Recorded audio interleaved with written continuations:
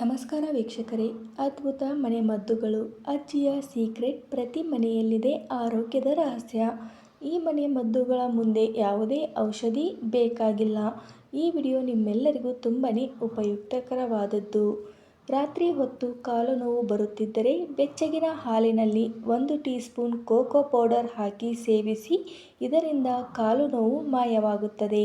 ಹರಳೆ ಎಣ್ಣೆಯಲ್ಲಿ ಬೆಳ್ಳುಳ್ಳಿ ಮತ್ತು ಜಾಜಿಕಾಯಿಯನ್ನು ಹಾಕಿ ಚೆನ್ನಾಗಿ ಕುದಿಸಿ. ಆ ಎಣ್ಣೆಯನ್ನು ಹಚ್ಚಿಕೊಳ್ಳುವುದರಿಂದ ಬೆನ್ನು ನೋವು, ಕಾಲು ನೋವು ಕಡಿಮೆಯಾಗುತ್ತದೆ. ಮೆಂತೆ ನೀರನ್ನು ಪ್ರತಿದಿನ ಬೆಳಿಗ್ಗೆ ಕುಡಿಯುವುದರಿಂದ ನೈಸರ್ಗಿಕವಾಗಿ ಹಾರ್ಮೋನ್ ಬ್ಯಾಲೆನ್ಸ್ ಆಗುತ್ತದೆ. ಹಾರ್ಮೋನ್ ಇಂಬ್ಯಾಲೆನ್ಸ್ ಇರುವವರಿಗೆ ಇದು ತುಂಬನೇ ಒಳ್ಳೆಯದು. ಖಾಲಿ ಹೊಟ್ಟೆಯಲ್ಲಿ ಕರಿಬೇವು ತಿನ್ನುವುದರಿಂದ ಜೀರ್ಣಕ್ರಿಯೆ ಸುಧಾರಣೆಯಾಗುತ್ತದೆ ಹಾಗೂ ತೂಕ ನಿಯಂತ್ರಣವಾಗುತ್ತದೆ. ಕೂದಲ ಆರೋಗ್ಯ ಮತ್ತು ರೋಗ ನಿರೋಧಕ ಶಕ್ತಿ ಹೆಚ್ಚಾಗುತ್ತದೆ. ಸೋಯಾಬೀನ್ ಪ್ರೋಟೀನ್ನಲ್ಲಿ ಸಮೃದ್ಧವಾಗಿದ್ದು, ಇದು ತೆಳ್ಳನೆ ಇರುವ ಯುವಕರಿಗೆ ಮತ್ತು ಬಾಡಿ ಬಿಲ್ಡರ್ಗಳಿಗೆ ಮಸಲ್ ತಯಾರಿಕೆಗೆ ತುಂಬನೇ ಒಳ್ಳೆಯದು.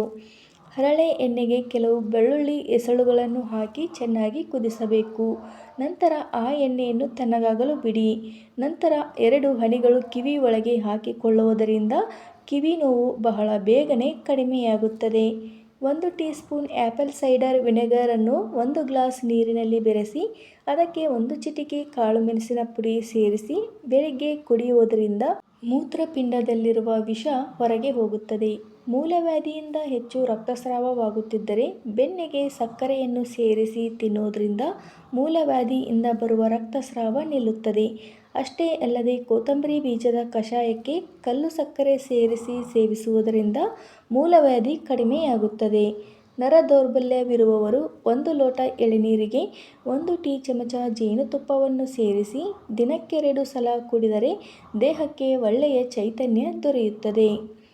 ಸಿಹಿ ಮೂತ್ರ ರೋಗ ಇದ್ದವರು ಪ್ರತಿದಿನ ಹಸಿ ಹೊಟ್ಟೆಯಲ್ಲಿ 3 ಚಮಚ ಬಿಲ್ವಪತ್ರೆ ಸೊಪ್ಪಿನ ರಸಕ್ಕೆ 3 ಚಮಚ ಜೇನುತುಪ್ಪವನ್ನು ಸೇರಿಸಿ 7 ದಿನಗಳ ಕಾಲ ಸೇವಿಸಬೇಕು. ಇದರಿಂದ ಸಿಹಿ ಮೂತ್ರ ರೋಗ ಕಡಿಮೆಯಾಗುತ್ತದೆ. ಋತುಸ್ರಾವದ ಸಮಯದಲ್ಲಿ ಮಹಿಳೆಯರು ಬಿಳಿ ದಾಸವಾಳದ ಹೂವಿನ ರಸವನ್ನು ಹಾಲಿನ ಜೊತೆ ಸೇರಿಸಿ ಕುಡಿದರೆ ಅಧಿಕ ರಕ್ತಸ್ರಾವ ಕಡಿಮೆಯಾಗುತ್ತದೆ.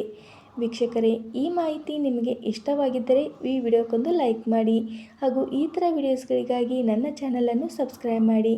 ವಿಡಿಯೋ ನೋಡಿದ್ದಕ್ಕಾಗಿ ನಿಮ್ಮೆಲ್ಲರಿಗೂ ಧನ್ಯವಾದಗಳು. ಮತ್ತೆ ಮುಂದಿನ ವಿಡಿಯೋದಲ್ಲಿ ಸಿಗೋಣ.